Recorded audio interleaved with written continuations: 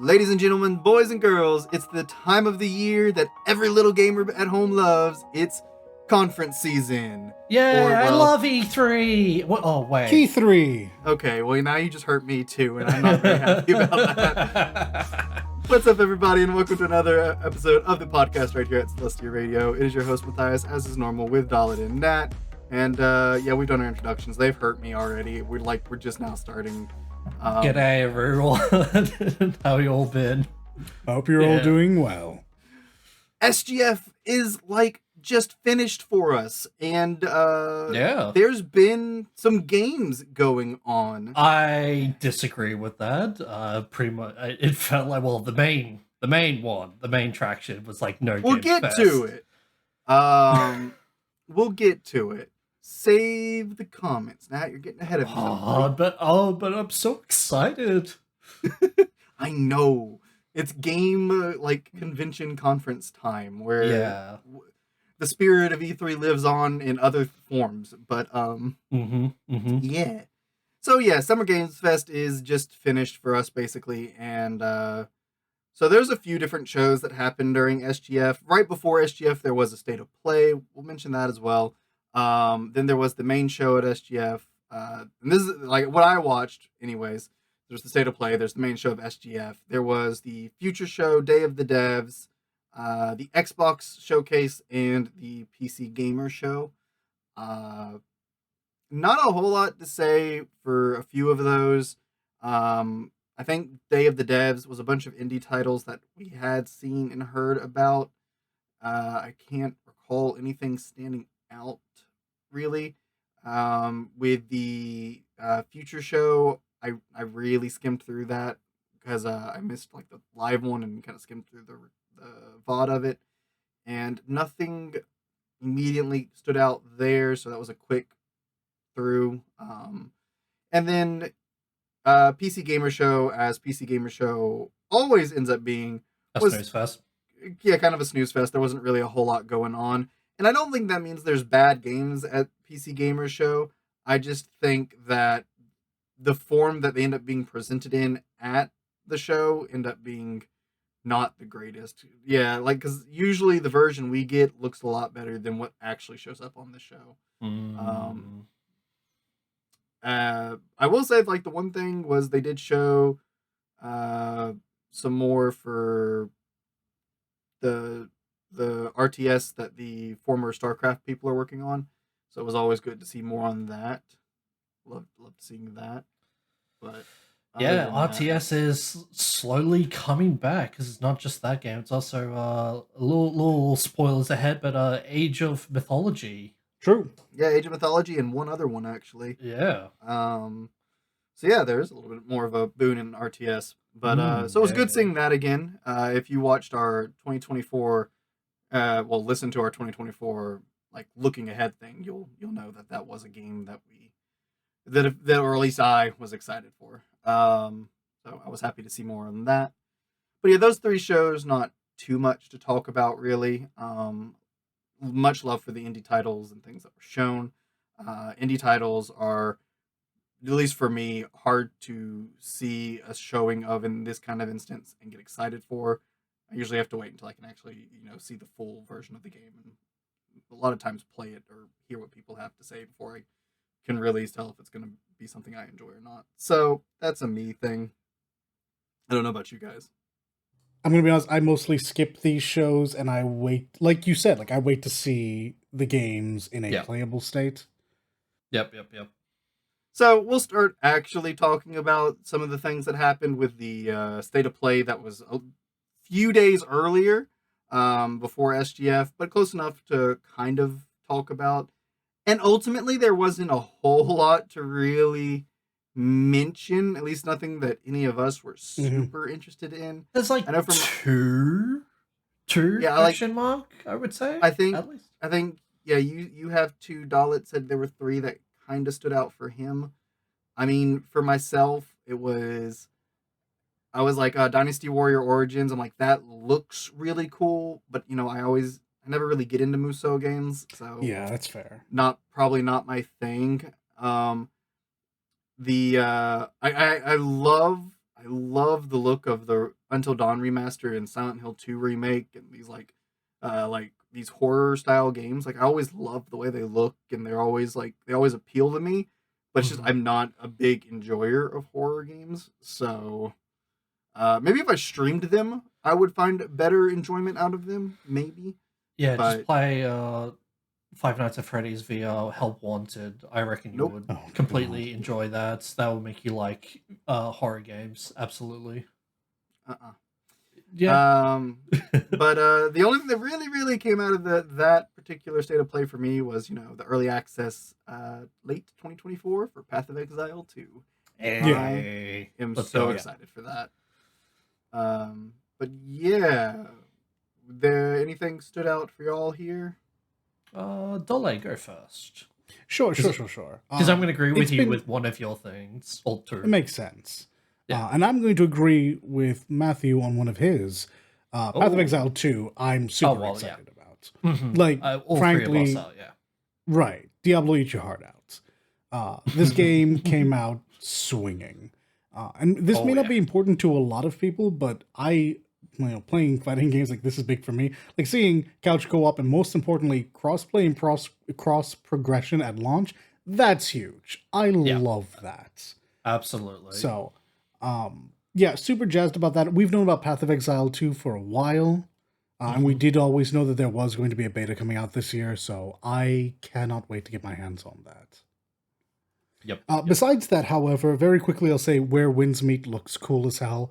A lot of people seem to think this is the first trailer for it. We saw this game last year, and it's got a very open... It's been about a year. Maybe not at this event, but we saw it like a year ago at one of the trade shows. And we know that's like an open world-ish looking thing. Felt very Assassin's Creed-y.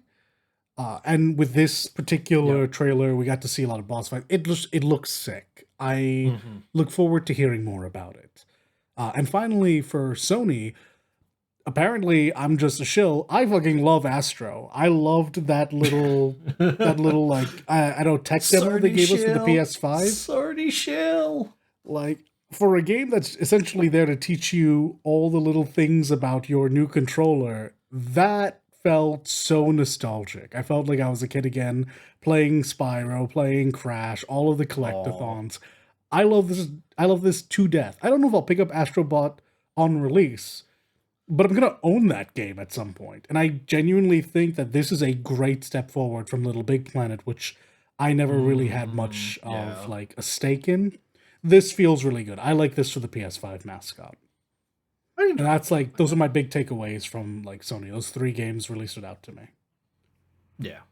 One more, but we'll talk about it later. As much as I am not going to play Astrobot, I did thought that the trailer for it was very fucking cute though. So, yeah. Very wholesome. And, and Nat, you basically echoed his sentiments there. Yeah, so what I echo is Path of Exile 2 and Where Wings Meet. I am not going to include Monster Hunter Wilds because we've all, well, at least Dolan and I have just been on about it for God knows how long. And so my pick is A Ballad of Antara. I think I understandable pronounced that correctly. Yeah. Yeah. Which one was that? It's the free-to-play Souls-like. Yeah. I can only assume it'll be a gacha Souls-like, which is a wild statement. So yeah, that's gonna be that'll be interesting to see what comes of that. I think that and Where Winds Meet, I'm just gonna have to wait to see more because they left zero impression on me. That's right. fair.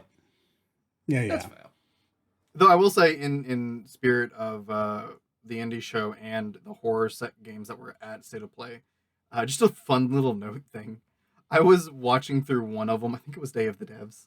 There's a indie company putting out it's an 8-bit survival horror game with live action cutscenes, and it just looks hilarious. I didn't catch its name. That's just one of the things I saw, and I just found myself laughing. I'm like, I don't know why, but this game amuses me. I haven't heard of it, so yeah. Maybe one of our listeners will remember the name and let me know that. But I thought it was funny. I was just like, okay, this is this is a neat idea. But yeah, that was State of Play. Those were the smaller shows. Mm-hmm. The main stage for Summer Games Fest. I remember last year was a pretty packed stage. Oh, yeah. And well, we may not be able to say that this year. So yeah, with the main stage of SGF, there really wasn't a whole lot to talk about. I mean, there were some things. There's I a mean, couple. let's be real. I don't think any of us, at least, were too surprised by this. We knew, from like going into 2024 that this was most of the game releases in 2024 were loaded in the front. So yeah, they were. They were carryovers from last year. Yeah, by the time we get to the middle of the year, there's not a whole lot to really show for this. So like the show could go one of two ways. It ends up doing the thing that E3 was really bad about when it was still going on there at the end, of showing games that are over a year out or longer out, and then they just end up being repeated the next year until they end up eventually coming out. Which personally, I can't stand that. I hate when I don't mind one or two, but when your whole show is like games that are over a year out, and it's just really, really, it's hard to get excited sometimes. No, hard agree. So yeah, so that was the one way they could have gone. The other way is it ended up being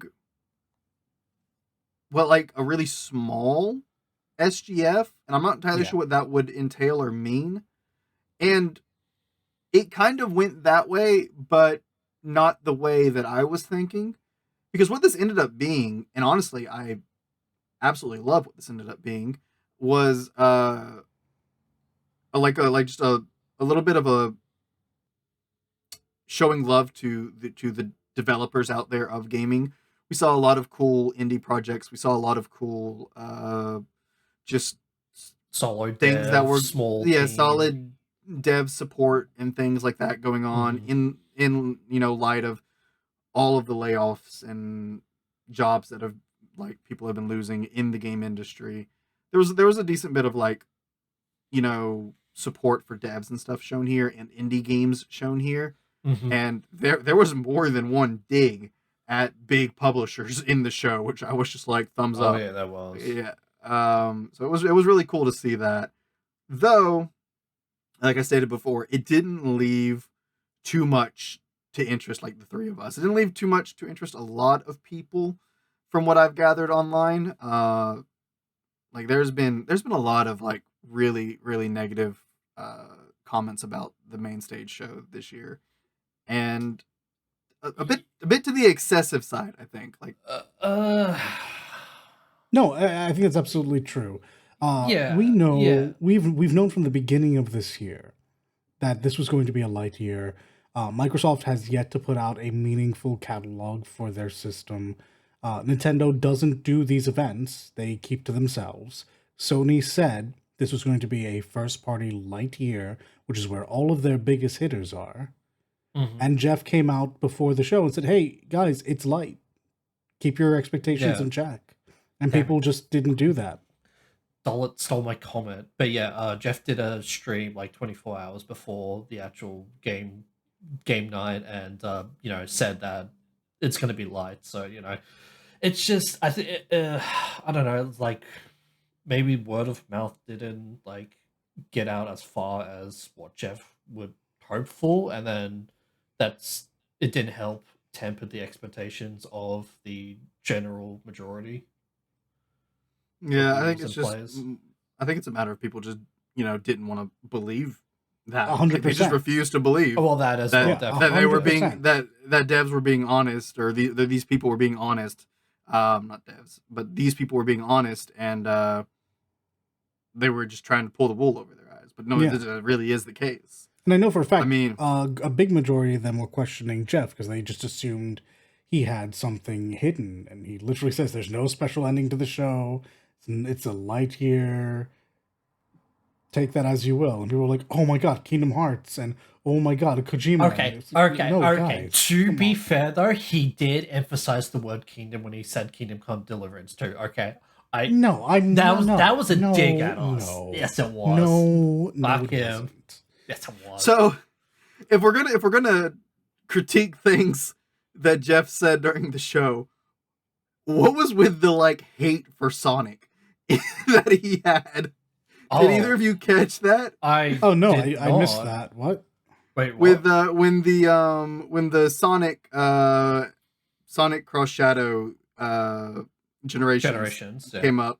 Yeah, he was super upbeat and like really excited about like everything going on in this show. That came up and like he was just like there was no enjoyment, no happiness on his face. He was just like it was just a apparently I missed that. Yeah, I completely missed that. I feel like he introduced it like most other games. So it was hilarious because I was cackling watching it because I was watching it through Kind of Funny watching it, and then they're the ones that were like, hold on a second, why does he look so upset about this? He looks miserable. Yeah, and I was just like, what? And I went over to the main stage like channel because I had that on a separate screen so I could see it better, and I was just like, oh yeah, he doesn't look as happy as he usually does with this. What's up with that? It was funny. It's just a little dig, but I'm sure he doesn't have anything against it. I would also be miserable another year and no announcement for Sonic 06 remake. Get out of here. I'm well pleased enough to hear Sonic Generations. Whilst I don't plan to play this one, I played the original Sonic Generations, and I was like, in my opinion, that's the last good Sonic game they put out, so always good to see another one. But it's hard to fail when you're literally picking and choosing your best moments. Oh, yeah. Fair. So, there were a lot of games on this stage that we had already seen. Let's start with the biggest one to get out of the way because I know you two are interested about it, and that's Monster Hunter Wilds. Yeah. I'm going to be real with you. I was kind of disappointed with the trailer, mostly because of what the dev said beforehand. Go on. So what the dev said, he said that keep an eye out at like the end of the trailer because there's going to be a monster that's going to be like important to the story. The monster is literally just a new large monster, and I'm just like, wait, that's it? I was like expecting to see like not the Elder Dragon, but like the flagship, like the cover. Yeah, I thought we were gonna like see the cover. I genuinely like, think monster. You saw it. No shot. I think that Wyvern is going to be the flagship. But regardless of whether it is or isn't, I liked this. I thought this was way better than the presentation they had at State of Play, which felt very rushed and poorly put together. It revealed a familiar body type in the Leviathan, which allows everyone to speak openly about Legiacris coming back, and I'm just going to go ahead and put this out there. That's not happening. I don't think he is. No. Just don't think he is. But hey, I wouldn't be against it. I like the big crocodile boy. And this feels, so many comparisons have been made to this game in 4. Not least of all because of Gemma and what she's wearing. But we won't put that on yet. That's we'll figure all that in time. I like the narrative aspect of this. I've never really been big on the Monster Hunter narrative. I think it's always mostly crap, with the exception of 4. And so if this is going back to that, and they do seem to be taking the narrative seriously this time, I like that. Also, I like that we're not a silent pro tag anymore. I think you all need to chill. I think you can still put yourself into this character. You're still going to be building it. We just get to speak and not just aggressively nod. So I cannot wait. Also, the new monster, whether it be the flagship or not, is sick. I only counted 4. Yeah, I only counted 4 limbs, making it a wyvern, so it would be strange if this was the flagship.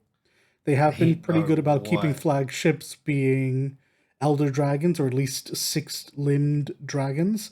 Mm-hmm. So either way, this was a flying railgun. That is sick as hell. For real. I'm about that. I can't wait to wear that. So I can say something about this to speak to honestly how well this trailer did. It made me go, when this comes to PC, I actually might pick this up.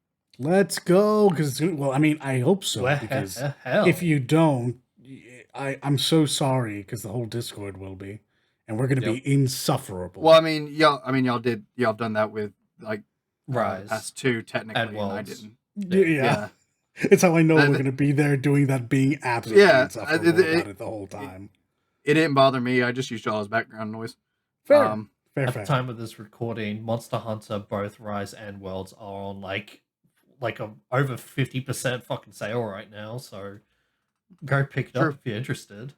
But I might actually end up picking this one up around launch I say around launch when it comes to PC, because I'm not getting it on PlayStation just to restart on PC. It is later. Launching on everything at the same time. Oh, good. Fucking good. And there will be crossplay. There will not be cross progression, and my money's on Sony causing issues with that. But I can't be sure about who would have guessed? Wow. But regardless, just the fact that we'll be able to play with each other, no matter what console we're on, at the same time, amazing. Big step forward. Absolutely. In that case, yes, I will probably end up picking this up at launch. And if I get it on PC or PlayStation, honestly depends on if my PC can handle it.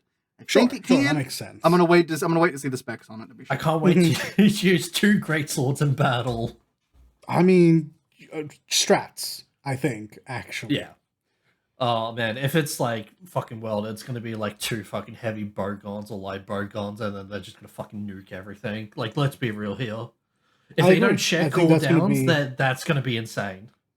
I genuinely think the big switch mechanics will benefit bowgunners and elementalists. Yeah.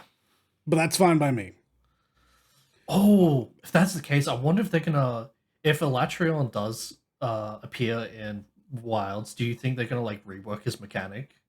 I don't think Elatrion's coming into Wilds first. I don't think so as well, but like, what if? No, I don't. I imagine they'll keep it pretty similar for sake of not having to waste dev time. That would be my guess. So. But like, you don't think he's gonna like elemental switch since we have 2 weapons? Maybe. Could be. Something to think about. But yeah, those are my big takeaways from that. I'm super excited. I don't want to sit here talking about this for an hour because I could. Oh, I do. There's so much specifically about Wilds that I could go into about why I think this game is going to be amazing. 2. Right. Yeah. So another game that is not new to us on the stage, that we are all familiar with, and you'll hear a little bit more about this game in a future episode from us, was The First Descendant. Got its release date. Man, what an unfortunate release date. Yeah. What an unfortunate release date. That is not the day I would have done that, guys. Yeah, So for the uninformed or the unknowing in our listening audience, the release date of July 2nd happens to basically overlap, because it does overlap with the official release of Final Fantasy XIV Dawn Trail. Yeah. As I'm sure you've gathered by the 3-hour episode on our channel, we play Final Fantasy XIV. Now, while Dalit may not be hopping into Dawn Trail at launch, me and Nat are. Yep. Early access, baby. Yeah. So we did mention in our previous. We did mention in our early 2024 looking ahead excited game thing that we were gonna. This was on our list, and hey, we said in that episode or another episode that we might do our first stream on the channel with The First Descendant, and that still will probably be true, but I wouldn't expect that immediately around launch time, because exactly. It's unfortunate. We are going to play it. Yeah, no, for sure. I was By the way, you'll be that... by yourself. Yeah. Oh no, you have Dan. Nope, Dan got. Oh, never mind. No, it's just gonna be me, but that's fine. That's fine. I'll be there to catalog all the missteps at launch as they quickly bug fix and patch out things. And then you can carry us in rapid level stuff. Yeah, sure. He's gonna have the 2 primes before we even start playing. By the time that's right. I have to come to grips with how to play a game like this. Let's not get carried away. I cannot stress how much when I saw that date, I went, I really, really wish Matt had been right. I don't like this date. I was so certain it was going to be a shadow drop. So my guess had been like they were going to let this week go by and it would probably launch on Tuesday. I don't know why Tuesday. Games just tend to launch on Tuesdays for whatever reason. Or at least they used to. I don't know if that's still a thing. That's still a thing, unless it's a Nintendo game. It's usually around Tuesday. Yeah, so I expected like come Tuesday, we'd see it up, and that would be it. And it'd be a great time because we get into that, go really hard, burn out a little bit, take time for 14, and then come back. So seeing this date, my first reaction was to laugh out loud. And to go, no way they keep that date. Surely they bump it up, right? Surely they don't. It's so unfortunate because it's just like, just why? And let's be real here. This wasn't intentional. Like, Nexon didn't think, Square Enix is our competitor. We gotta no. This is just completely unintentional, just misdated, and it's so unfortunate. And besides, I don't know how much overlap there actually is in the audience, so I don't think so. But yeah, it's a pretty good date. The 2nd of July, like that's a pretty solid date. It's just unfortunate is all. But hey, like has been said, I will still be there. I'll keep you all informed. While it takes a week or so, maybe 2 weeks, for Matt and crew to join me after enjoying the summer vacation. True, yeah. I got a little on my Viper. So some other things that we knew about that I'll kind of like rapid fire through. They showed Star Wars Outlaws. Mekanik still looking good. Black Myth Wukong still looking good. Oh my god! I'm disappointed that they didn't show gameplay. I'll be honest, with this game like actually coming out inside of 4 months, I was hoping for like an actual like 3 or 4 minute run through of like a piece of a level. Yeah, it was a very short showing for it. Heard that, just not through like Yeah, but exactly, you're right. People do have gameplay of this game out, but I don't think it's ever come through an official source. Yeah. But yeah, it was a really short showing, which was surprising. We saw Asgard's Wrath 2 again, which I bring that up because that is the first time I've seen a game on VR that actually made me go, I actually kind of want to play a VR game. Wait, I'm super dumb. That's a VR game? Mecha Break? Asgard's Wrath 2. Asgard's Wrath. Okay, sorry. I heard Mecha Break. I was like, wait, hold on now. You've just I'm in your head, Dolan. I'm in your head. No, that's Asgard's in your head, yes. Asgard's Wrath 1 was hugely successful. So. I heard, and I didn't hear about it until Wrath 2, and I've seen the stuff that was shown in Wrath 2, and I was like, this actually looks really good. It makes sense now. Yeah.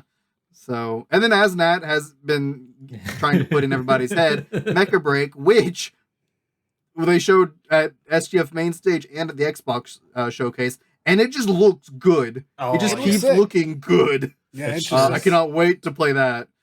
It's just a mecha fuck fest of just visual effects and whatnot. Love it. Metaphor, Refantasia, which they showed, showed their what are their equivalent of their personas, but their jobs, and they confirmed there are 40 of them in the game. Dark Knight and Dragoon is confirmed. I'm happy about those jobs. From what I've seen of the stands, it wasn't Archetype. It was something like Archetype. That. Oh, it is Archetype. It is archetype, yes. When they showed their archetypes, I hate the low-level ones. Not in what they do. What they do looks cool.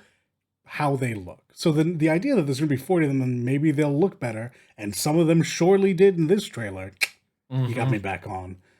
Yeah. Because that was my one big gripe, was like, everything else looks so interesting. Why do they look so lame?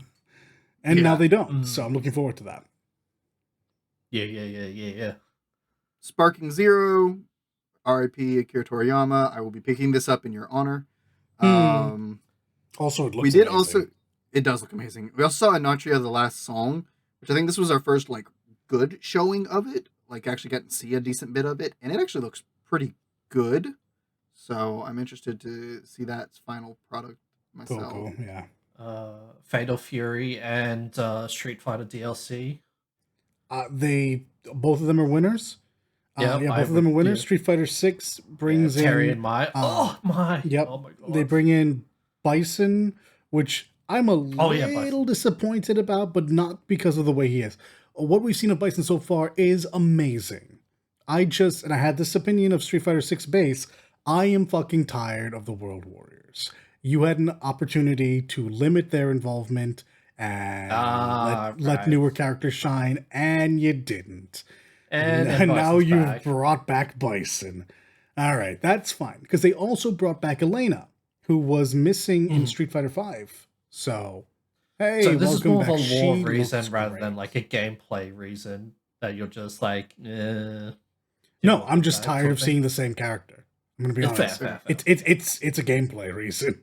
I'd rather have seen Sean and Remy and those characters come back. Like, we have a bunch of Third Strike characters. I would like to see Makoto come back, but that's fine. But you were right. You said this before. The very, very hyped thing was the inclusion of 2 King of Fighters characters. I think they're both Fatal Fury, but I'm gonna say King of Fatal Fighters. Fury. Terry Bogard and Mai Shiranui. Oh my god! That woman. First of all, I didn't think that they were going to be playable. I thought this was like hyping us up for some kind of weird, you get their costumes, but only for your avatar. That thing that no one really uses. No, don't say that. That's I like was the fucking super Smash scared. Curse. Yeah, exactly. And then, they actually showed up on the map. And I was like, yeah, no, this is beautiful. You'll love to see it. I have no idea if they're going to nerf Mai or not. I don't imagine so.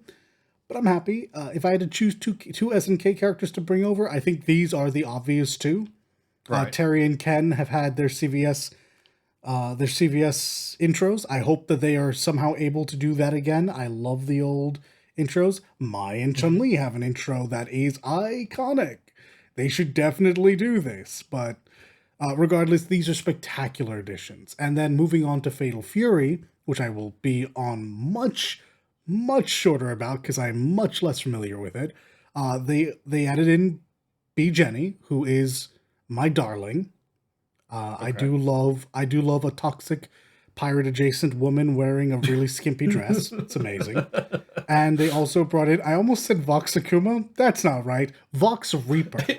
Excuse me? I don't know who this is. I'm gonna be honest. I know who Rock is, I know who Terry is, I know Hotaru, Marco, and Tizok are. Preacha is new. I assume Vox is new as well.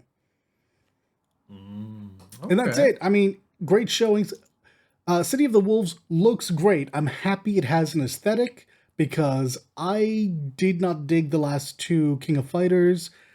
15 was better than 14, but it still looked boring. This game looks neat. Very comic book, very Western comic book, not even manga. So I'm about it. Okay. Also, B. Jenny's voiced by Amberly Connors. That probably doesn't mean anything to a lot of you all, but that means something to me. Yeah, I know her. She's so sweet and she's so good. I'm very pleased. She's very good. Continuing down of things we'd already seen before, being the only non-game thing on the stage this year, the Among Us TV show had a very short trailer. I'll say this. I really loved what the team was doing there. I thought that was really cool. Outer Sloth, yeah. Yeah, that's super cool. I will say the TV show trailer, I think it would have been better not to do. Like they said this when the Kind of Funny guys said this, and I'm echoing them because I agree. With the all-star cast they have, like Elijah voicing Wood and it, fucking it's and this just being no voiced, just a little like what I'm assuming will probably be like what the opening that plays or something. It just seems like a missed opportunity, and I think you would have been better just not showing it. But yeah, what that team is doing is really cool. But keeping down the list, showing some new stuff for the finals. Okay, the finals isn't bad. Not my cup of tea, but I might actually play it again once in a blue moon. It was okay. I got to mention this one. Honkai Star Rail had their trailer that they show every year at these things. Yes. Just shoot me. And oh my god, it was just a Firefly cross Kalis like ship trailer. That's all it was. It was just a dating trailer. It was wild. It was just Firefly and Kalis just having a date, and it was really wholesome and really adorable, and I was just freaking out and melting at it. And let's not forget about the ending of it. I'll get to that. But yeah, no, that was the trailer. Just because we're about to have Firefly, and like the entire fan base is just excited and ready for Firefly. So building on that hype, and then it was like it was that entire adorable trailer, and then at the very end there was like 4 seconds showing March is getting a new outfit, a new form, a new unit, coming 2.4. So yeah, I was like, okay, well that seemed really shoehorned on there, especially because they led going into this trailer with, check out this look at a character in their new form, and then I was like, okay, and then you get the Kalis Firefly trailer. It's true. They hyped up the wrong part of that trailer. Yeah. I thought that maybe it was like, oh, maybe the joke is that Firefly turns into That's what I thought at first. But yeah, no, March at the end, I know everyone's in love with Firefly. Firefly is great, and she is the precious bean. I genuinely, I tried not to like March. I actively tried and I failed. She's so goddamn cute. It's hard not to like March, yeah. And it's fun. I will say it was fun getting to watch March and Firefly interact a little bit as well in the story when that happened. So yeah, they get along. Yeah. Firefly, please join the Nameless, please. Thank you. I don't think it's going to happen, but I certainly won't turn it down. Look, I'm going to hold out that hope until the end of this game. Fair. Understandable. Moving past my gacha addiction, this one was cool. It was Dark and Darker.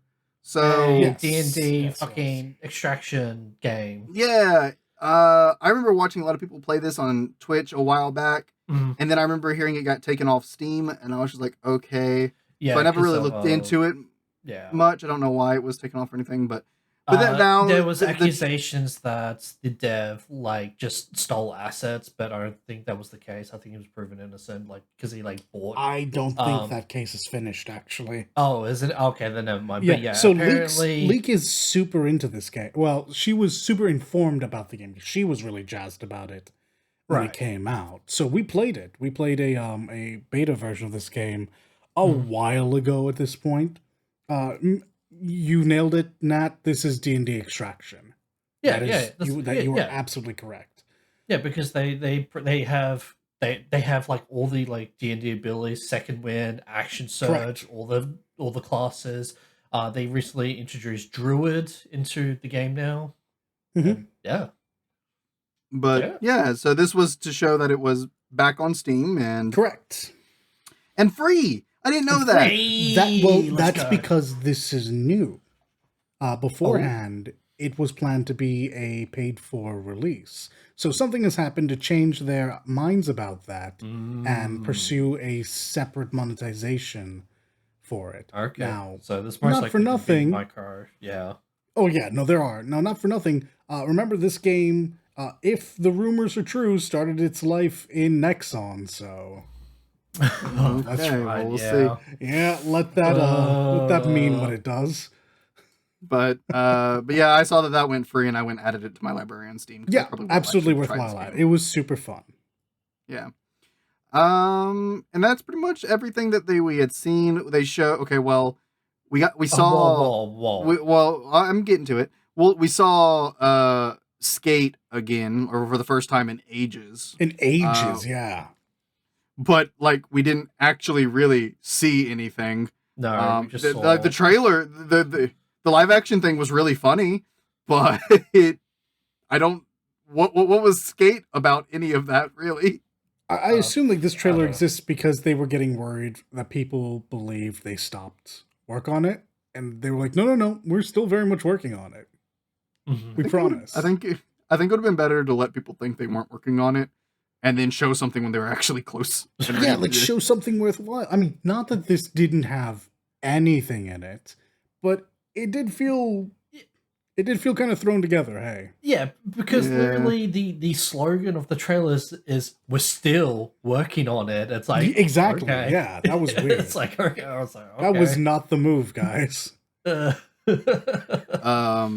And the last big thing of before I mention the last big thing of things we had already seen, I want to point out this because we were talking about how this was a slower year. There wasn't as much on the stage.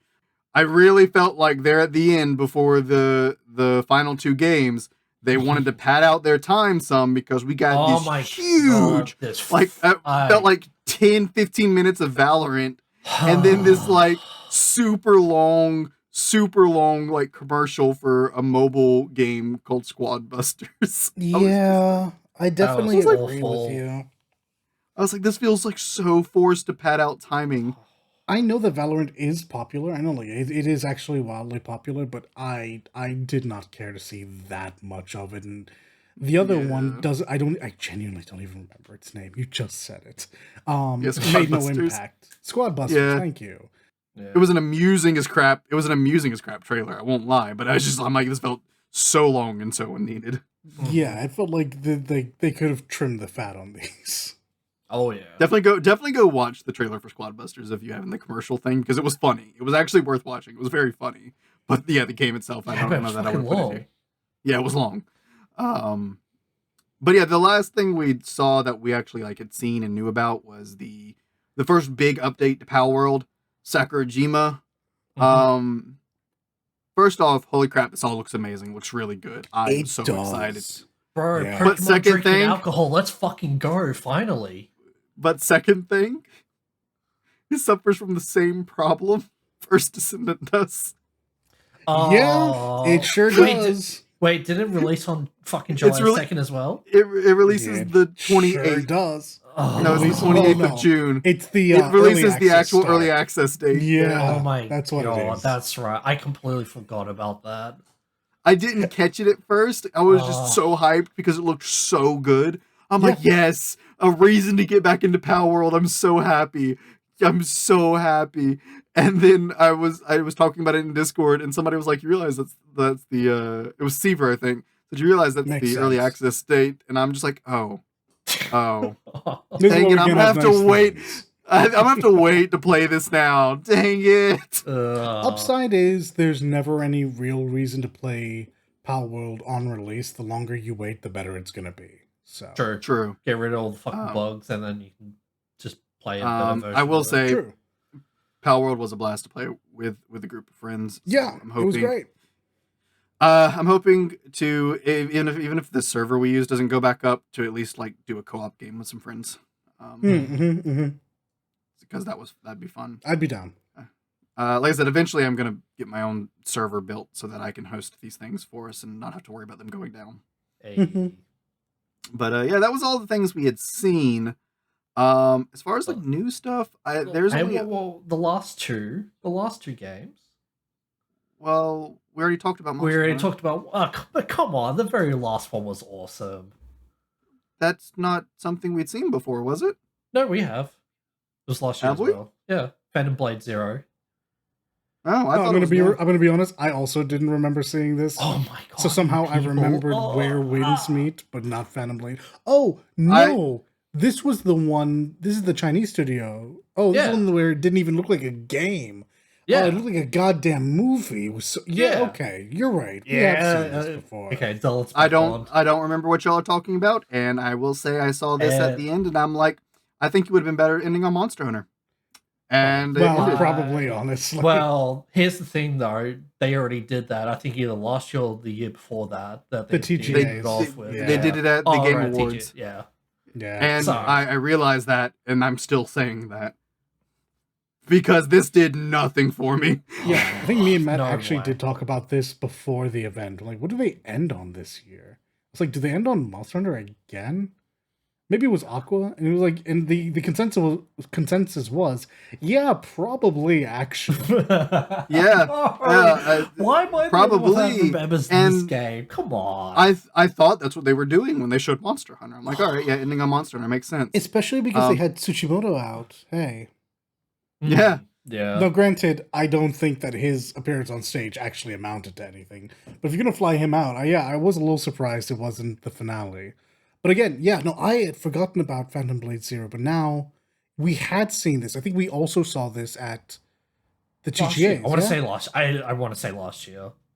Okay, but yeah, we've definitely seen this game before, and I've just looked it up. So yeah, it is absolutely the game I was thinking of. Yeah. Fair. Okay, well, looked fucking there you awesome, go. Okay. It does give me like Wukong vibes, like the same idea, like. Early footage of this game doesn't even look like a game. It looks that good. So, cautious optimism going forward about this. Mm-hmm. So, yeah. Among new things, okay, I'm not gonna lie, the Mighty Morphin Power Rangers thing, I was like, heck yeah, that's cool. Hell yeah, no, play on our nostalgia. I totally went and wishlisted that immediately. Rewind. Yeah, Delta Force Hawk Ops. I was like, okay, this looks pretty cool because I really enjoyed the old like Rainbow Six games and such. So right, the Tom Clancy stuff. That is the Tom Clancy stuff. So yeah. So I was like, all right, cool. That kind of gives me that feeling. So I might really enjoy that. Mm-hmm. Slitterhead. That is a weird ass name. I'm not gonna lie. Everything about this game makes me. I'll also say. I went to try and wishlist this because I was interested, and I was interested enough to say that I might actually want to play this. I'm curious. It's really fucking weird. It is, but interesting. But I will say, because I was trying to search it up, like while the trailer was ending, so there was a delay between the trailer and it actually being able to be wishlisted. Mm-hmm. Yeah, the things that come up when you search this game before it was available. Not good for a young audience. In makes sense. Yeah. In fact, I don't recommend searching this game up anyways because it might still come up. Those were all very 18 plus. So, yeah. Not what I was looking for, but I did eventually find that game. So there we go. Trunk through the trenches just to find the game of just shit you don't want to see. Yeah. But to me, I guess I'll also mention this just because I know people will be interested in this, even though I'm not.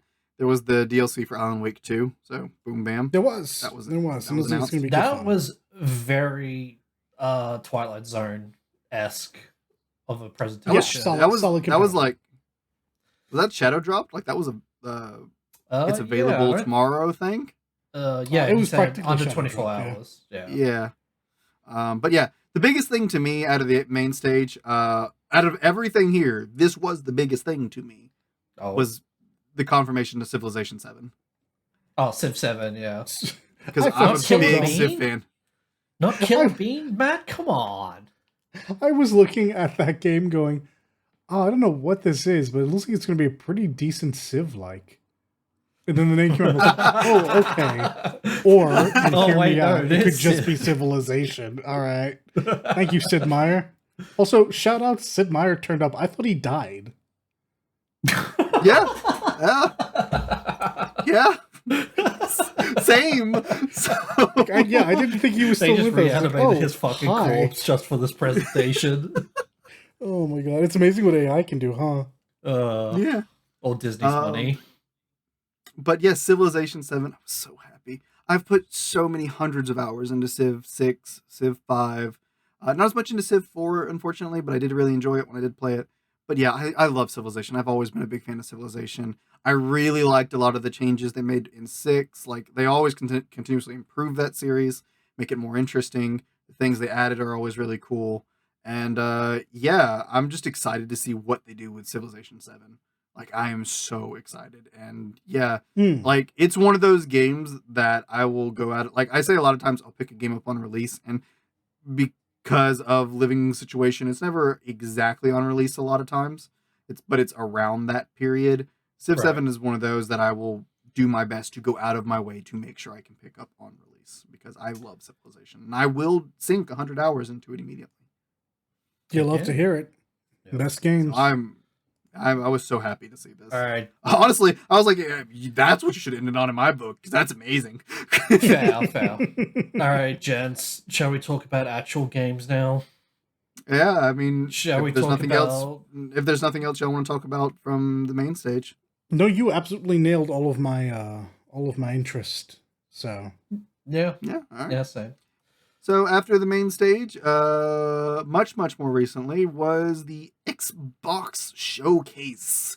Xbox unironically carried this fucking festival, in my opinion. So, this Xbox did kind of lean into, when I was talking about, well, this is a light year, your show goes one of two ways, into the first way of a lot of future casted things, but that's kind of par for the course for Xbox, so I'm not too surprised. Yeah. But it was overall just a really good showing. It started with Black Ops 6. I'll say this, the campaign looked really interesting. I was interested, and the multiplayer stuff they showed later was pretty cool. They had a throwing knife that explodes, and I'm like, dope. So I liked it as well, but for a different reason, because of you, Matt, and because of you last year got me into gaming presidents. When I heard fucking Bill Clinton and fucking How did I get you into those? Because you're the one who mentioned it to me, and I checked it out. I was waiting for Donald Trump and fucking Joe Biden to come on to be like, oh, finally, fucking gaming presidents are back, the Zomboys are back. Oh, but no, God. I was like, I can't, actual fucking brain rot. I mean, look, Black Ops is the interesting timeline for me in Call of Duty. Not enough for me to go back, but it is super sick seeing 90s will be like the decade that we're running through. Other than that, Call of Duty, I imagine there will be minimal changes. Every time they make like major changes to the system, they're met with so much blowback. So if you like Call of Duty, I have to assume you're going to like this one. We did also learn, not on the show stage, but afterwards, that the game size is 300 gigabytes. It's hold on.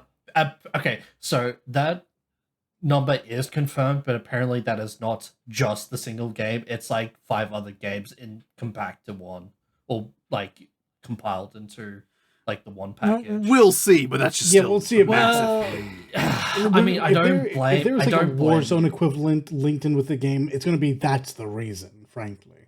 Right? Yeah. But yeah, the campaign is not going to be fucking 300 gigabytes. So 300 terabytes, where the fuck it is nowadays. But yeah, the first big thing or exciting thing, I guess, was Doom Dark Ages. The Dark Ages, fuck yes! It was pretty cool. Doom with like a fantasy aesthetic. Yeah, they got a fucking razor shield and a flail as well. Oh my god, it's gonna be so good. Super shotgun. The gun that grinds up a skull and shoots at a shrapnel. Yeah, that's cool. Yeah. Not really much to say about it, but it was more Doom, but with a fantasy aesthetic. Really cool. 100%. Yeah, I guess we're just gonna. You can go into a mech and do like giant fights, like kaiju fights, and I think apparently you can turn into a dragon or some shit. I don't know, but yeah, I thought that was cool. We'll see. It looks.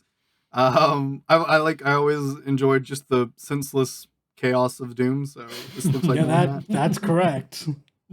Senseless. So chaos, I guess we'll just kind of rapid fire through the list and stop on the ones that we actually interested about. Following Doom was State of Decay 3. I played the very first State of Decay, and I thought it was an enjoyable time. So I will maybe check out Decay 3. I don't know. I've never touched this franchise, to be fair. Yeah, so I've got nothing. Yeah, I had a friend that was really into the first one, and he got it for me back in high school, I think. Fair. And it was like, as far as like, post-apocalypse zombie survival stuff, it was a good game. So I legitimately thought it was just like another fucking The Walking Dead franchise game. And I'm just no, funny enough, I was like, is Microsoft going to have their own version of The Last of Us? Is that what this is? And that's all that as well, yeah. And I was like, I thought both of those things. This makes sense. Yeah, I had both of those thoughts before I actually realized what it was. Yeah. I don't even want to mention the next one because it makes me sad. But the next one is Dragon Age Veilguard. If you don't know, I don't know how you don't know. It was all over the internet. Dragon Age Dreadwolf changed its name to Veilguard. This was confirmed before the show, and then we got to see it on the stage. And it's just Marvel slop, so yeah, lovely. It just doesn't. It didn't really look good. It didn't look Dragon Age. Good, yeah. It looked like a spin-off game. So much so that when I saw it reminds me of like Tiny Tina's fucking Wonder Adventure, where the fuck it's called that game. But like I saw it and I was like, oh, this is a side game, and my brain just deleted the whole change the name to Veilguard moment. I just saw it and said, this can't be the main game. This is a side game. And then one of our friends was like, no, Matt, that's what they changed the name to. And I went and looked, and I'm like, oh, that is what they changed the name to. Oh, that is the next main game. Oh, it looks so bad. It looks really sad. I'm not excited about what's about to... Like, to be fair, I haven't been into Dragon Age since 2. Inquisition was fine, but I wasn't... Inquisition. I wasn't too impressed with it. Like, I liked 2 in a way that a lot of people don't like 2. And obviously, I think the world of 1. So yeah, right. Oh my god, Origins is so fucking good. Yeah, like Origins is still, in my opinion, the best of the series. So for sure. Starfield Shattered Space DLC announcement. Yep. So I haven't played Starfield, so I really can't say anything. But cool DLC. I plan to pick up Starfield eventually, but I guess at this point I'll end up picking up the complete edition, so I have all the DLCs. What I'll end up I have access to this game because of Game Pass. Still haven't done it. This game at no point wowed me. It's nice that there was some DLC dropping today. Yeah, there was some nice stuff dropped today. Yeah, but this DLC is going to take a bit to come out. Maybe it'll make the game better, but I'm still not rushing for Starfield. Yeah, Fallout 76 got its first expansion announcement with Skyline Valley. Yeah, it's Fallout 76, but you play as a ghoul. Okay, cool. Is this the first expansion, really? I think it might be. And even then, the ghoul thing doesn't even launch with this. It comes out a little bit after. Of course. Yeah. So, yeah, definitely moving along there. This one I'm excited for. Yeah, Expedition 33. Yeah. Yeah, no, I am too. Obscura Expedition 33. Oh my fucking god. The Westerners have finally done the impossible. A turn-based RPG game. Yeah, they made a turn-based RPG that it doesn't look like it's just turn-based. It looks like there's a little bit more going on there. It's like I haven't played Mario. Oh my god, what was it, like 1,000 Year Door, like Paper Mario and all that, right? But in that game, it's like more interactive. Like, if an enemy attacks you, you can press a button to either like reduce the damage or just outright block it, dodge it, and all that. So it's like an interactive turn-based game. So yeah, that's what I was gonna. Awesome. That's where I was going. It's not like a pure turn-based. It's like an interactive turn-based, but it looks good. I was like, I don't know what this is, but the more I saw of it, I was like, man, I'm getting sold real quick on this. And cool. And apparently the devs are based as well. They like Kingdom Hearts 2. They like Final Fantasy 8. They like Persona. I'm just like, oh wait, hold on. Suddenly, I'm interested. Lots of good decisions being made in that sentence. Hold on now. Yeah, with that, unlike these two, I saw this game and I was like, okay, I'm going to need to see another trailer before I take anything away from it. But I agree with you, Dollar, but first impressions, I'm like, okay. Not cool. Not bad. For sure. Yep. Then the next one, South of Midnight. I was not really sure what was going on here. I was like, curious. I'll say this. I was like, I wasn't turned off from it. I'm like, I want to see more.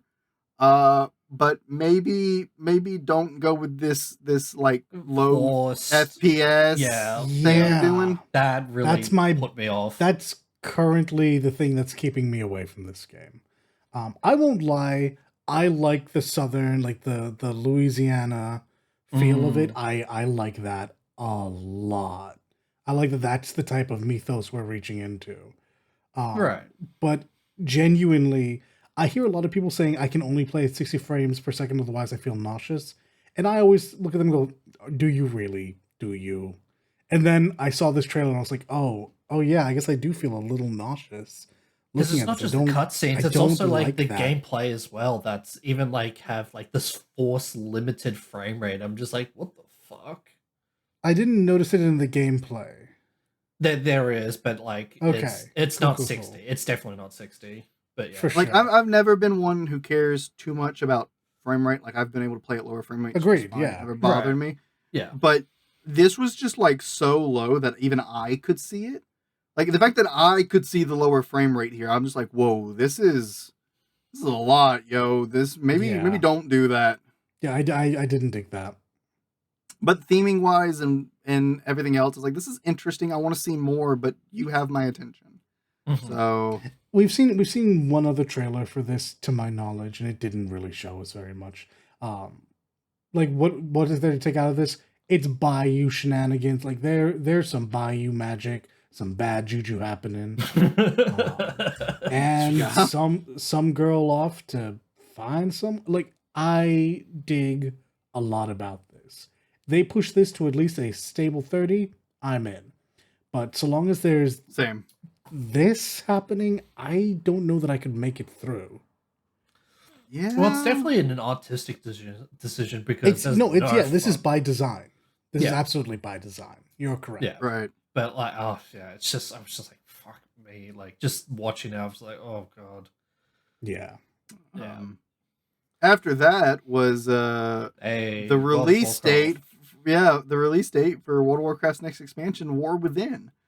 Was this trailer just a bunch of previous trailers, or am I crazy? Yes. Okay. Yes. I'm not insane. Cool. We like one of our first episodes was me talking about how much I really dug what they were doing with War Within and World of Warcraft. So I wanted to give it a go, and this just kind of reminded me that I was interested in all of this. At least it's not releasing on the 28th of June or July the 2nd. They're at least waiting till August, yeah. Yeah, right. I doubt I'll actually get into that immediately, but I will eventually be picking this up to play, and I'm going to drag Nat along because nobody else will play WoW with me. Yep. All right, Dollar, take it away. Yeah, this one, I'm not even gonna introduce one. This one's huge. Yeah, a lot of people expect me to be really into this, and I am. So, Metal Gear Solid Delta Snake Eater. No date on this one. We've definitely seen this before. It was a huge reveal when they did it. Really piss poor trailer, but at the end of the day, Metal Gear Solid 3, the best Metal Gear Solid. Fight me. This is no fights, evidently, evidently from what we can tell, this is 3 again. Yeah, just like literally scene for scene. Like I love it. Like, I'm dialogue so happy. For dialogue. Yeah. And so this is the same cast. Are they just and it's like not copy the cast. And paste? Sorry, go on. This is the same cast, and it's not the same cast come back to re-record lines. This is 3 again. Yeah, they literally copy and paste the fucking the voice lines files and then just paste it over to the new game. I might be the only person in the world who appreciates what you're doing, Konami.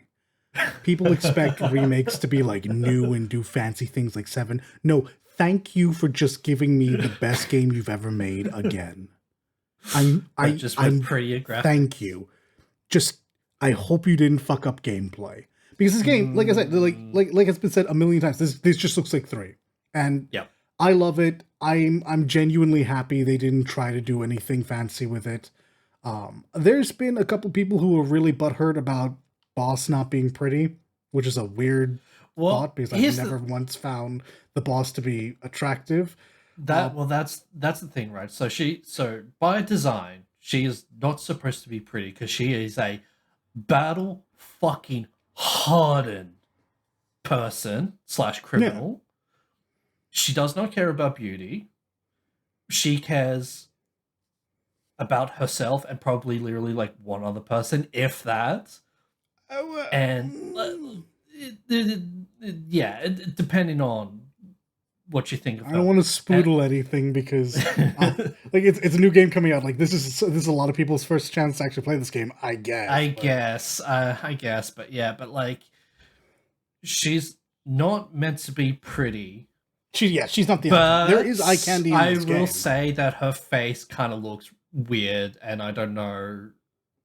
I don't know. I don't want to say fix it, but like it does look weird, especially when you put them side to side. And I think it's just mostly because you're so used to seeing that one face that when you see the new face, you're like, oh god, what the fuck? It's like, yeah. It might be that. I don't know. Genuinely, I don't care. You don't actually see that much of the boss anyway. Yeah, she's in like what 5 fucking cutscenes. Maybe more, but she's like her presence is felt, not seen. Yes, exactly right. There'll be eye candy in this game. They're not going to drop the ball on Eva. She's going to be absolutely gorgeous. Speaking of, I can't wait for that one scene with Eve. Yep. Oh god, Snake looks great. So clearly, this could be a case of a really weird angle happening, where they just chose like the worst possible shot to show off her face. Because Snake looks dead on. Yeah. Anyways, that's really all I have to say. They don't expect anything new. I would expect the subsistence version of Metal Gear Solid 3 again.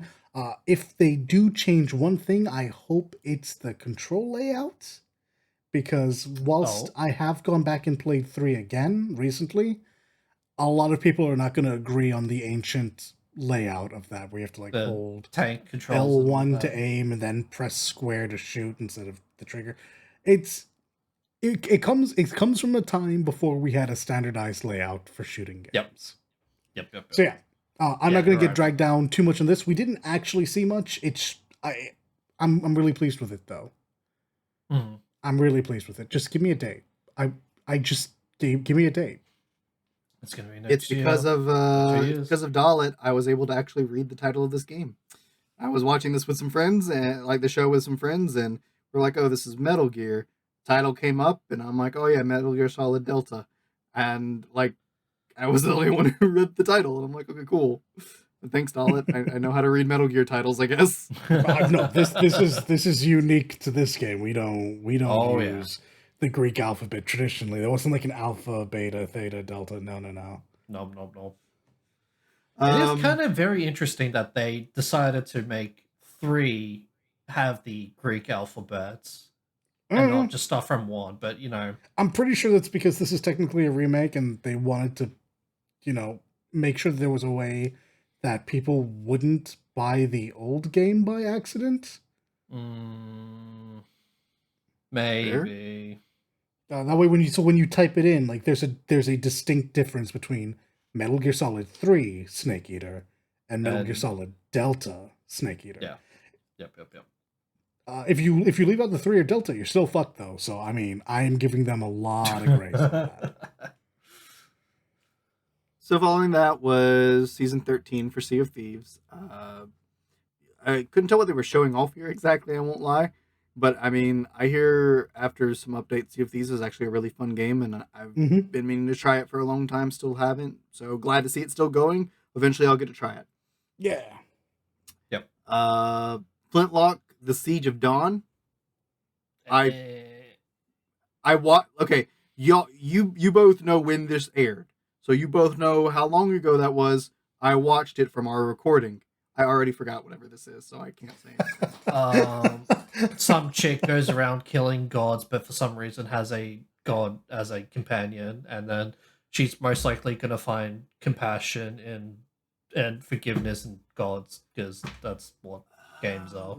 That's what stories are. This game, everything you just said, we learned in this trailer. The last time we saw this was their teaser, with them saying this is a game that is going to exist, and we saw motion of the game, and the game at the time looked real jank. It had a whole lot of really neat ideas, but it looked kind of jank. At least it needs From a here, little bit of grease. Yeah. From here, given that it releases on the 18th of July, I still think it looks a little stiff and not correct, but they've come a long ways. And I would get into what we heard said and what we see, but I don't care about this story. I'm going to be honest with you. Yeah, fair. Maybe if I pick this game up, because it's going to be a Game Pass game, I'll care about the story. Then most of this is all Game Pass stuff we've been talking about. This is true. It should be noticed. Yeah, it should be noticed that like 80% of these are if not day one, eventual Game Pass games. Mm-hmm. When it comes to a Souls-like, I'm not really interested in the story. First off, I'm more interested in the gameplay. I think this game is still not exciting to look at yet, despite having a lot of really exciting ideas. So I don't know how to feel about it. Yeah. I don't know. I think this is a game that's gonna, if it's find success, it's gonna be because it's on Game Pass. Yeah. Right. I don't think people would have been rushing to pay $70 for this. Oh god, no! I'm not paying $105 base game for that game. Nah. Yeah. Following that was Age of Mythology Retold. It's been like, unironically, like 13 years since I've last played Age of Mythology. Well, this is it retold, so it's just, being a little touched up, I guess. Yep. I like RTS. This looked amusing to me. I was just like, okay, cool. I can just, drop down raw to just smite my enemies. Cool. You know what? Mm-hmm. I might be able to have some fun with this. How quick I pick this up will really depend on like the price of it when it drops in September. But if it's not a super expensive drop, I'll probably pick this up to enjoy. Since it's called Retold, I'm gonna guess it's gonna be full price game, sadly, even though it really shouldn't. But you never know. Sometimes they sell AAA, so yeah. Sometimes they sell games like this for $30 to $40. I hope so. That's all I can say. Mm-hmm. I hope so. After that was Perfect Dark, which we've been waiting for a while. Yeah, what they showed was really, really interesting to watch. Not gonna lie, I'm happy they showed off such a long piece of trailer, because this game has been MIA and feared dead multiple times. When's the last game? It wasn't Nintendo 64. What was it? No. It was like in 2004 or something. Yeah, it was 0, right? Perfect Dark 0 was the last game, I think. Yeah, I want to say. Yep. I don't remember when it was. So it would be like roughly PS2 era. It's been a long time since we saw this start. It's been almost, if not 20 years. I don't know that I've ever played any of the other ones, but I know this one looked really good. Like I looked really good. I was interested, that's for sure.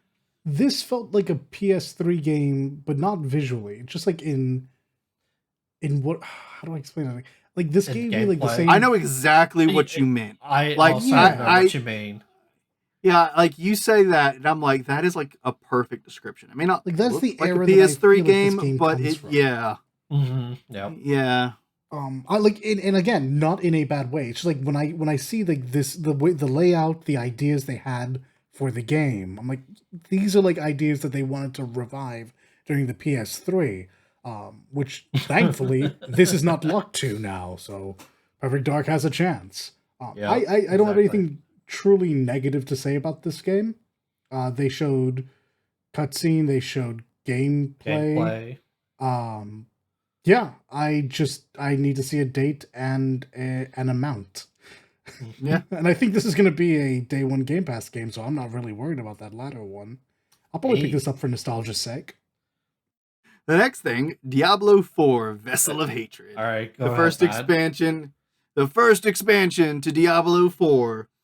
So, I love this genre of game. I like the action RPG games. I love these games.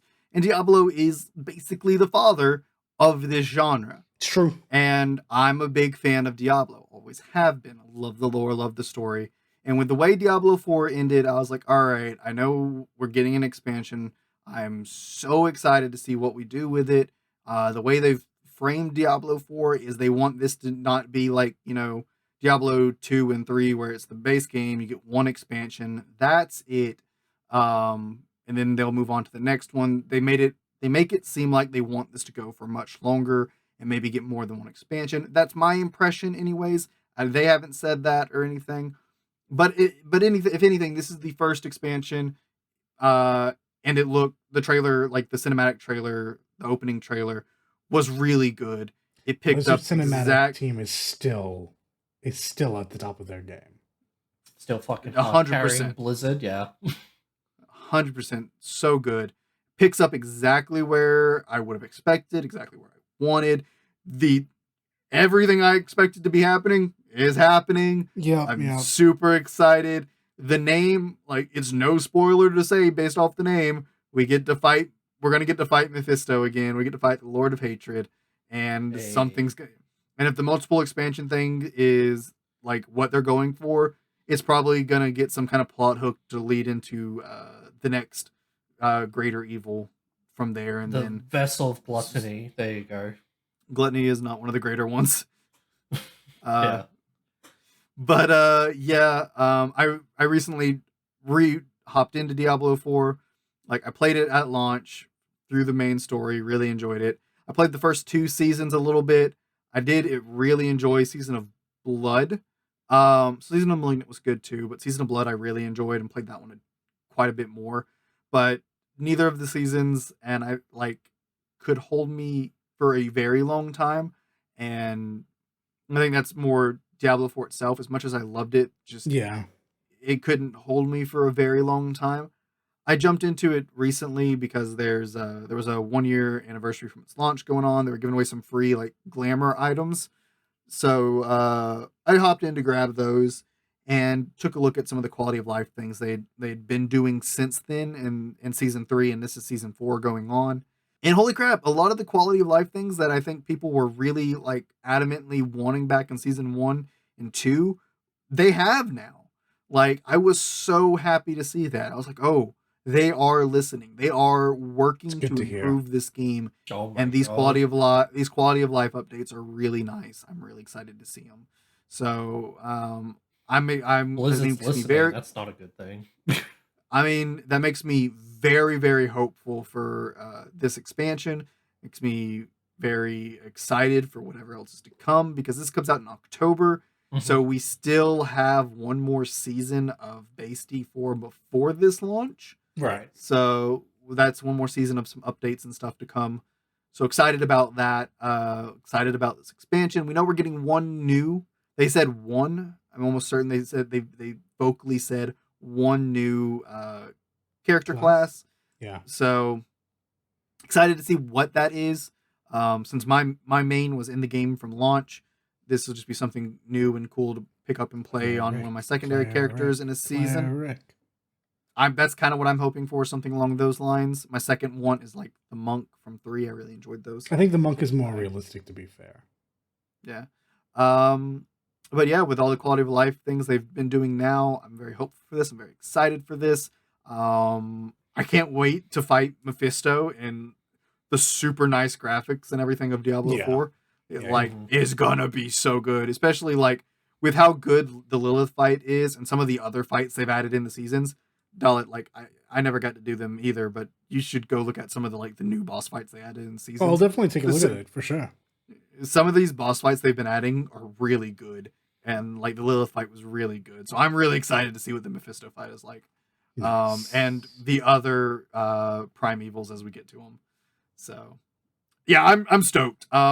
I think in the long run I might be a little more excited for Path of Exile 2, but Diablo is always near and dear to me. So I'm going to be playing this. I'm going to be getting this. I'm going to be, I'm going to be enjoying this. And I am so excited for Vessel of Hatred. It's going to be thick.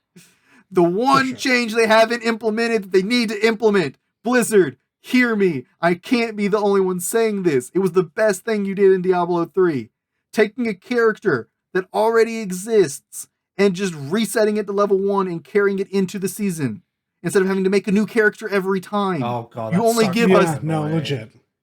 You only give us so many character slots. It's so annoying having to make a character, delete, and then remake it, to delete and then remake every season. Just let me just take the character, reset it to level 1, and start the season with him, and then do the same thing the next time instead of remake them every time. Like, seriously, you had it in 3. It can't be that difficult to bring it over to 4. I don't know, man. Blizzard Entertainment is a fucking indie company. You're asking too much of them. Small indie company, baby. Mm-hmm. Okay, anyways. Fable, no gameplay. Let's go. How are they honestly not showing any gameplay? This game is set for 2025, and we still haven't seen gameplay. Yep.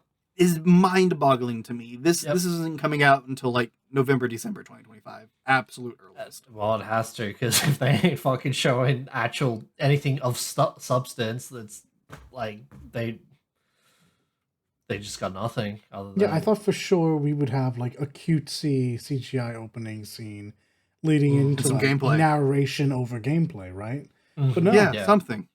No, nothing. It was just another one of their really like it's their second really elaborate narrated CGI trailer. Like, I don't know what they're going for here, but okay.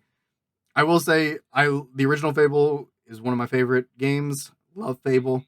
But I really fell out of love with that series as they made more games, and I'm hoping this can bring me back to it.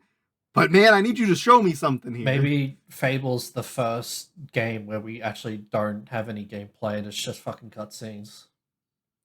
No, game already exists. Death Stranding. Metal Gear Solid 4. No one said I was thinking children. of Death Stranding. We all had 3 different fucking games in mind. Well, one was an actual movie, but still. Me and Dollar were from the same person. It's true. Kojima's Kojima. After Fable, Fragpunk. All I'll say about this is when I was watching with some friends, it was we were like, "What the heck is this?" And we're like, "Why is this here?" And then they started showing some of the things you could do with the like card shenanigans, and then we all just started cackling, and then I was just like, "All right, this might actually be entertaining to play, maybe." Very similar arc where I was, because I was like, "What is this? This is just another shooter." That big head mode. Excuse me, what? That's fantastic.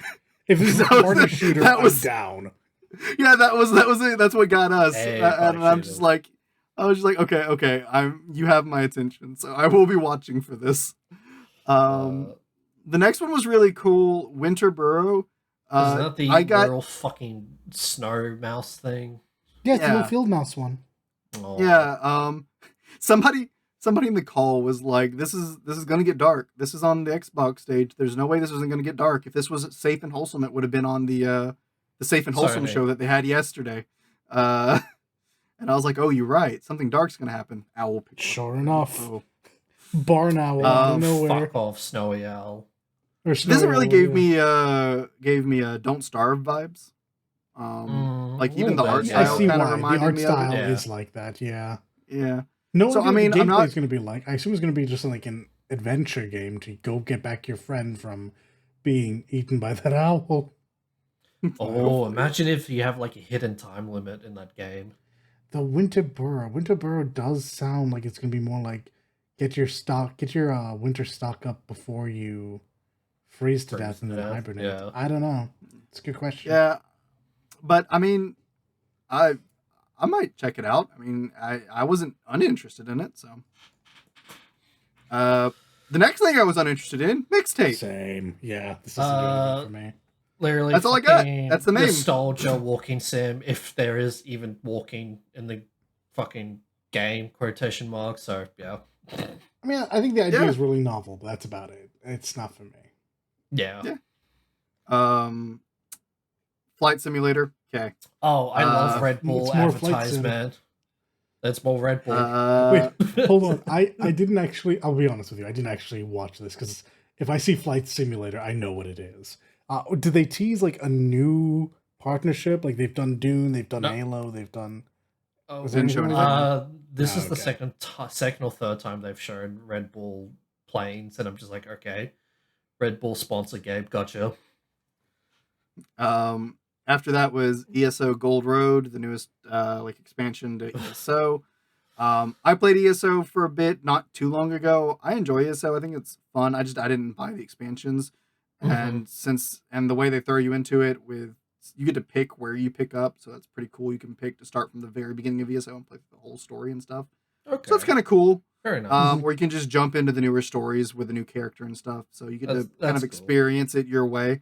Yeah. I was enjoying it when I was playing it. I just, there was bigger things came out and pulled me away. You can play through a decent bit of the game, I think, for free. So it's pretty cool.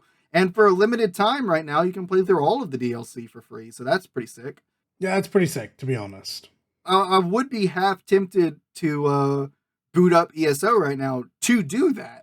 Because I would like to do that. But Dawn Trail is right around the corner, and I have a lot to get done in 14, so I really don't have the time to spare for it. Yep. So I'll have to wait till I actually buy the DLC to experience them. Yep.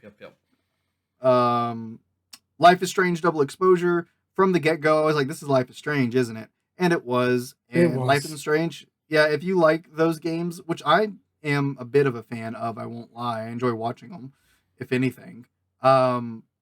Is more Life is Strange, so that's great because a lot of people like Life is Strange. So. Yeah, Life is Strange is hella cool. Isn't that right, kiddos? Moving along. Yep, moving along. Indiana Jones and the Great Circle. First thing. That's a great name. I love that name. The Great Circle. The Great Circle. Going all around the world, boys. Isn't that literally just the equator line? I think Dalit like kind of described this game best. It like the cutscenes. It felt like an Indiana Jones movie. It's literally just a movie. This is the best Indiana Jones movie since the Last Crusade. Yeah. I am way more excited in this than I was in Crystal Skull or what was it? The Dial of Destiny or some shit like that. Yeah, I'm well more excited about this. Also, Troy Baker does an excellent approximation of Harrison Ford, and it's terrifying. Oh, yeah. Until you told me that was Troy, I thought it was Ford. I won't lie. I thought it was Ford as well, but I was like, I know Harrison Ford. He would not touch this. Not doing it. Yeah, that's what I was thinking. I was like, Harrison Ford wouldn't be in a game. What? Even if he was offered like $100 million for like a weekend's worth of fucking reading a script, he would not take it because he just hates. While he does like money, he just hates fan bases and thinks he's in. So yeah, he hates acting at this point, man. Like he just doesn't want to do it. I think he's done. Yeah, dude's done. If you put Troy and Harrison next to each other, they won't actually sound one from one. But if you don't hear Harrison at the same time, Troy passes with flying colors. Like he gets his intonations and his manner of speaking down so well. It's like, yeah, absolutely. I am kind of into this. So. Same, yeah. Don't know about the gameplay though. I will admit that. Yeah. This feels like something that I'm really going to enjoy watching someone else play and just watching like a movie. Yeah, that's it. We already talked about Mecha Break, so we can keep going from there. Hey, Wu Chang Fallen Feathers. Hey, another fucking Chinese Sekiro Neo type game. Let's go. That's correct. I mean, unironically, I would like more of those because they just look good. I just hope they look so sick. Yeah, they do. But my problem is like, good. It's like I don't know what to compare it to, but like I'm very worried that it looks all flashy, but there's no substance. I'm hoping there is substance with like just the weight of the gameplay and all that. Because for Chinese movies, the Wushu style Chinese movies, like you know how they're all like floaty and they're like jumping 20 feet in the air and fucking doing like slashes and all that shit. You know those style of movies? Oh yeah. Yeah, that's like I just hope there's some weight and substance to it. That's what I'm afraid of. We'll see. I'll admit, like it didn't look the best, like graphically. Like, and again, I'm not one for graphics normally, but I was just like, I can kind of tell this doesn't look great. But at the same time, I was like, but I'm not uninterested, but I'm not super interested either. So we'll see what happens. Then it was Avowed, which we had seen before. It's like Obsidian's Elder Scrolls. Correct. How you described it, Dalit. Yeah.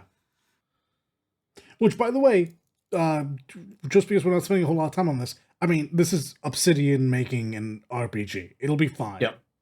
Yeah, it'll probably be good. I trust them super more than I do Bethesda right now.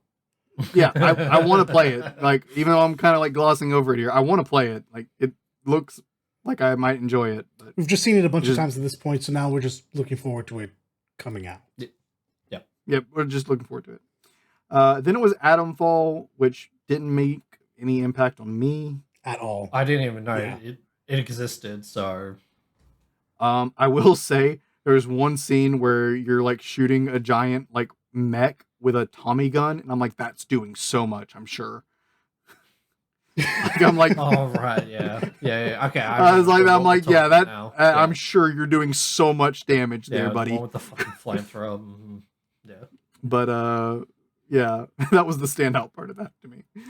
I wasn't expecting to see this here, but I was excited to see Assassin's Creed Shadows. Same. And yeah, we got a pretty good look at some gameplay bits here. Like, it was like cinematic gameplay, but it was actually what the gameplay's it was actual gameplay. Like.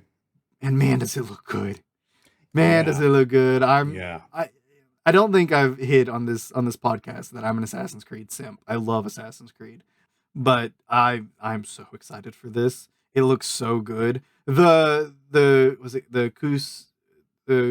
Kusanagi, I should know my Japanese weapons. The Kusanagi, the scythe, Kusagama, the scythe with the chain and everything. The chain. Seeing that, seeing that like in gameplay was really cool. And they even did it in like a bamboo style forest where it like cut the bamboo cut trees and all that. Yeah, and it just chopped them all down, and I was just like, that's cool. I was super taken with how much of a ninja Naue feels like. I thought that this was going to be more grounded. Like, she would be doing, like, I'm in the shadows and I attack from hay bales. No, she's, like, flipping and dipping and stuff. Like, it's crazy. Like, you are a ninja. You are, like, the pop culture idea of a ninja when you are Naue.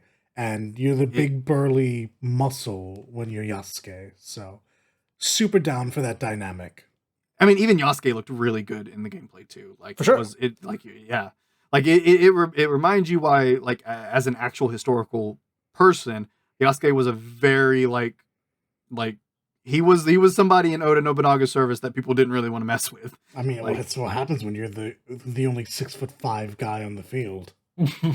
Yeah, you are and who knows how imposing, and knows how to use a sword. Yeah, and then on top of that, they went and taught the man how to use a sword. Ooh, dangerous. And then like Naue looked really good. And if anybody didn't know, Naue is a unique character to Assassin's Creed, fictional and everything. Her father is an actual historical ninja from Japanese history, a very, very famous and well-known one. So, or famous in a historical sense, but people know what I mean. Yeah. So that's really cool, and everything about this just looks really good. I'm really excited. For sure. November 15th, 2024. I said I wasn't gonna play the newer Assassin's Creeds until I like had finished my replaying through them all, but that's out the window. That's out the window with this one, man. I'm just like, I'm jumping into Shadows. It looks so good. After that, Stalker 2 Heart of Chernobyl. I'm assuming that's supposed to be Chernobyl, right? Yeah. I misspelled it, yeah. No, that's how they spelt it in the trailer. Oh, really? I thought that was an E for Chernobyl. Nice. Nope, they spelt it that way in the trailer. Oh. Okay. Because I spelt it with an E, and then I looked at while the trailer was going on, and then I actually like saw the title, and I'm like, wait, that is with an O. What? I thought this was a Metro game at first, so I was like, ooh, Metro. I thought it was Metro as well. And then it wasn't Metro. It's not the first time we've seen this. I remember seeing Stalker before, but it's been a while, so I'd completely forgotten about it.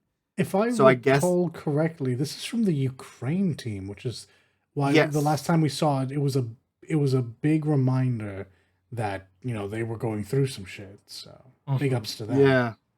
Yeah, big ups to them. And it will be coming out in September, so that is exciting.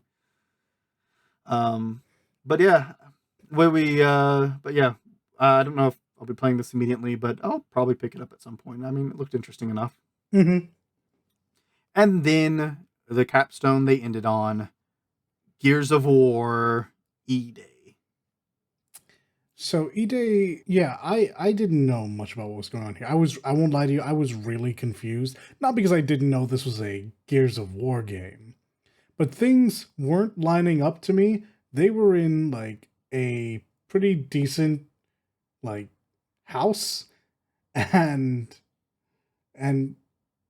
he looked so young, and I was like, what is happening here? And I had to wait for Aqua to go like, oh, this is a prequel. This is E-Day. This is that E-Day.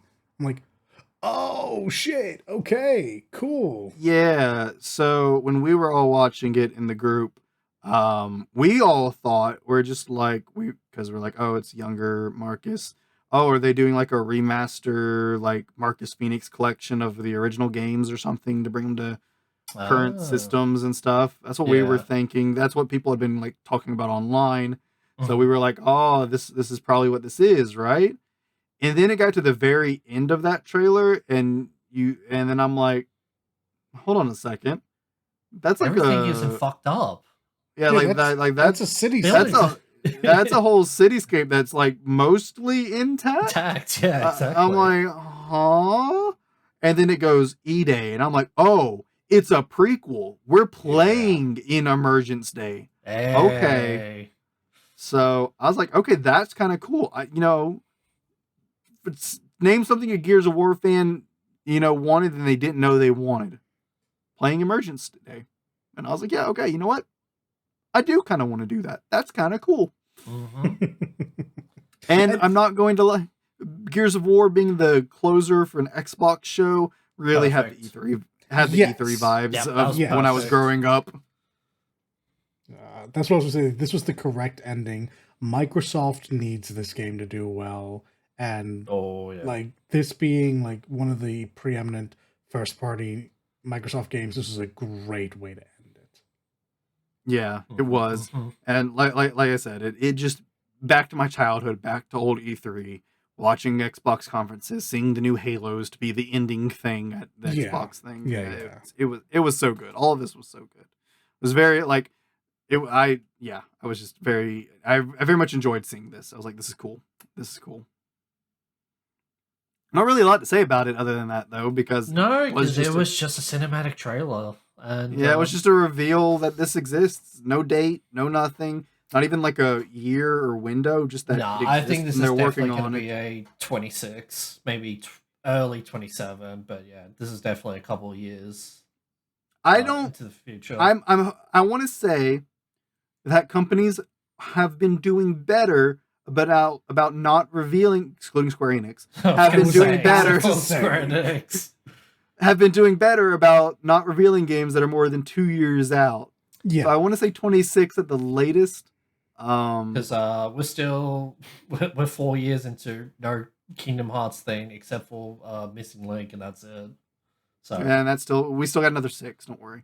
Well, apparently there's been some speculation it's actually going to be the 26th, so 2 more years. We'll see the next time they talk about it. But for now, this was the end of the Microsoft Tokyo Game Show, please.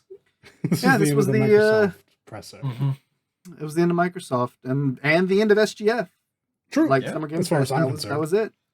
I mean, yeah, that was pretty much it. Like I said, there was PC Gaming Show after this, but not too much there. So, how would you guys, any closing thoughts about SGF this year?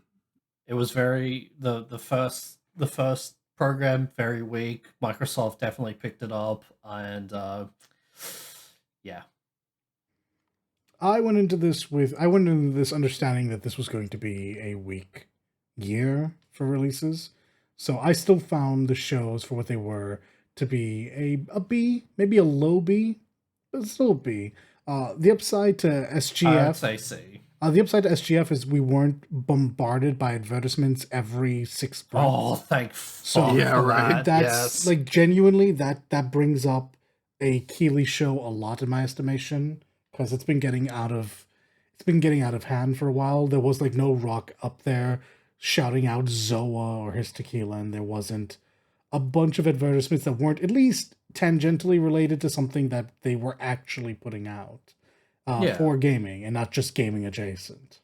Yeah. But I think it would be unfair not to acknowledge that Microsoft put together a very good show, and they didn't have people chatting very often, which is to their benefit. And so gamers got what gamers like. A slew of new releases with minimal talking heads. So great job. Hey. I would say this year is perhaps weaker than previous years, but still like a B. Like as far as like the shows go, it was a B. It was fine, and you just didn't have the stuff to really sell us on. But if like all of these games, sorry, if all of these shows happened the way they happened, but they had like, if the Sony one had another Spider-Man, if SGF had access to like an Elden Ring follow-up, I think with no changes, these shows would suddenly become A's. So it's just because of the lack of games that this score is so low. Yeah, and I'm inclined to agree with a B. Like I also thought wasn't really expecting too much, and I think what they did with the time they had, especially on the main stage show, was really good, showing the indie titles, showing a lot of love to devs and stuff. So yeah, B. I think it was a good show, and Xbox really did put together something incredible. Yeah, I would like to just extend my answer a little bit. When it comes to the solo devs and the very little dev teams that create and put out these games in these presentations and all that, we're not like those are good, those are fine, those are like good for you guys, because making games is fucking hard and very fucking time consuming. But our criticisms or at least our report is generally more towards the AAA stuff, which is again I would say weak. Yeah for the most part.